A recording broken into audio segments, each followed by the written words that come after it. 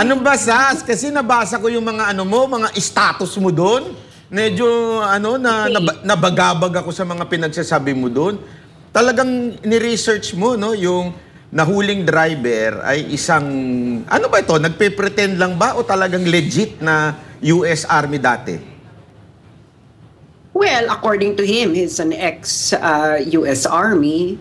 And alam mo naman, pag tayo ay nagbusisi, kailangan hanggang dulo, no? So napag-alaman ko na ano pala siya, yung pamilya niya is talagang pamilya sila ng mga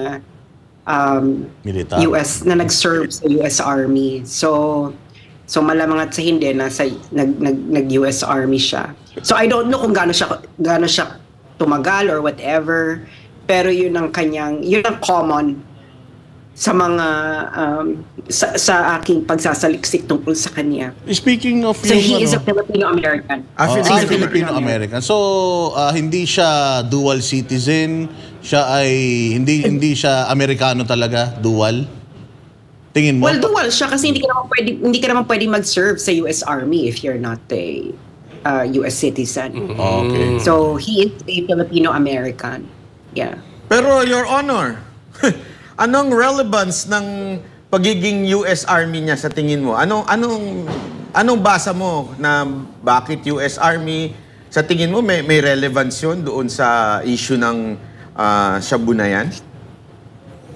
Well, nakakapagtaka lang, no? Nakakabagabag na ano yung nagtulak sa kanya para maging tulak. Hindi ba? Kasi dati kang US Army eh. Alam mo naman pag military ka, no, ibang disiplina diyan. Yeah. Saka ang ano kasi dito, no, mga banateros. Nakikita natin dito yung unequal treatment sa mga Pilipino at sa mga American citizen.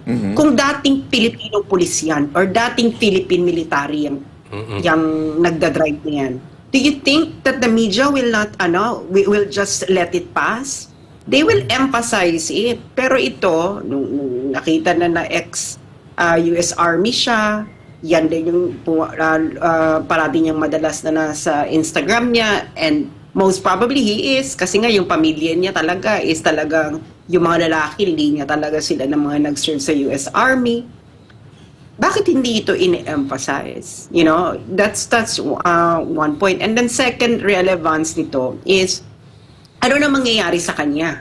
Mahuhuli ba siya? Makukulong ba siya? Dahil, tapos may tanong pa dyan, dahil US citizen yan, syempre tutulungan niya ng United States, no? So, ano yung magiging kahihinatnan nitong kasong to?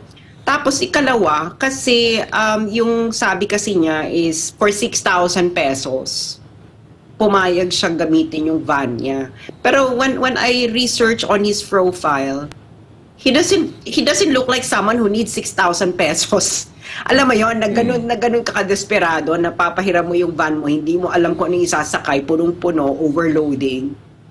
And wala ka pang dalang lisensya for 6,000. So, all of those things sound fishy.